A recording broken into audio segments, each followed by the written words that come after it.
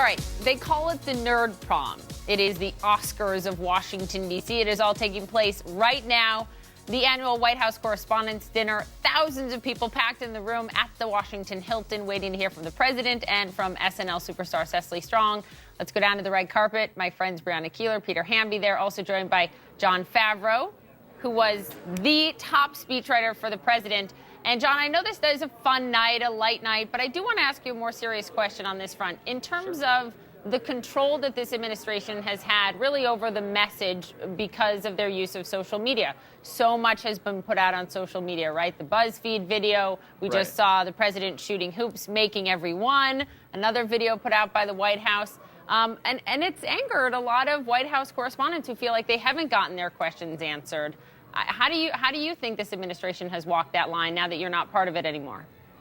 You know, I mean, look, I think that the White House correspondents get plenty of chances to ask questions on a daily basis, but I also think in this new media environment where people are getting their news and tuning in on all kinds of different mediums, whether it's YouTube or whether it's in comedy shows and places like that, you got to meet people where they are and you got to talk to people where they are. And if the administration, wants to get its message out and wants to reach people, it's got to go find them with the shows they're watching, with the way they're getting their news. Let me push back a little bit because I get you got to meet them where they are, but oftentimes meeting them is a one-way street. Right? You're putting the message out there. They're not able to ask questions. Or if they pose a lot of questions on Twitter, you select which ones you answer, right? And I mean, my friend Brianna Keeler said 3 years as a White House correspondent, she got 2 questions in.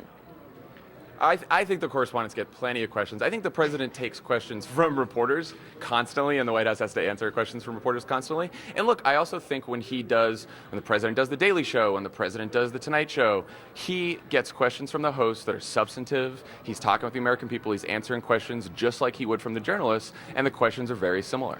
I'm going to bring in Patrick Gavin because he's a former political reporter, and I think he has a question for you, too, on this front. Sure. And someone who just did a whole documentary called Nerd Prom about this. I mean, you make the argument that no, I mean, that the president hasn't, the press hasn't gotten the access it should. Right. I mean, John, I guess I would just ask, obviously you're right, the press secretary takes a lot of questions, and no White House correspondent would disagree with that. I think where they would differentiate is that the president himself is not taking as many questions from White House correspondents as possible. But, you guys, or not you guys, but the administration obviously has their position, and White House correspondents continue to maintain theirs. I mean, why is there this gap that despite the fact that the administration and the press shop will sort of pull out, a lot of the stats that you mentioned and a lot of the points that they mentioned, that White House correspondents haven't moved at all from their position, which is pretty much uniform across the press briefing room, that in fact this president has been sort of more restrictive towards press. I mean, is there a middle ground where you guys can come together, or it's just going to be the administration sort of saying their talking points and the White House correspondents having their roster of complaints, or is there any way in the middle that the two can meet?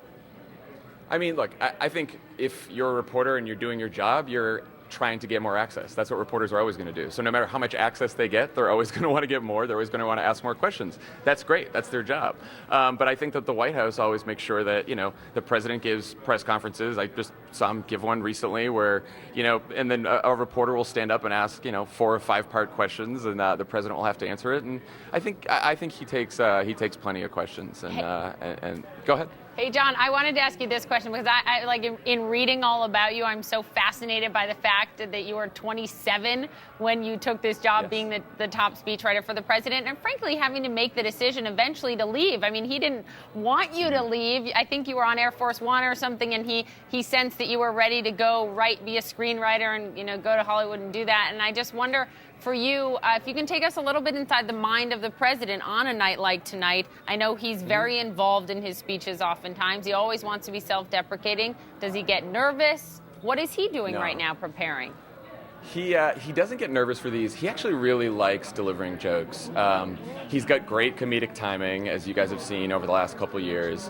And, he doesn't pay too much attention to this until maybe the week before, and then he really starts digging in, looking at the jokes. He ad-libs a lot himself. He changes lines. He's adding jokes right up until the end. And then, he kind of practices his timing, and he has fun with it, and so I think it's great. Yeah, we did this poll on the show tonight, and a lot people by far thought he was the most funny of the past past 3 presidents. All right, we're going to get a quick break in. John, have a great time tonight. Thanks for hanging with us. Thank you. And right now, you are seeing these scholarship winners getting scholarships tonight being handed out by the First Lady there at the White House Correspondents' Dinner. We're going to take a quick break as we wait for the president to speak.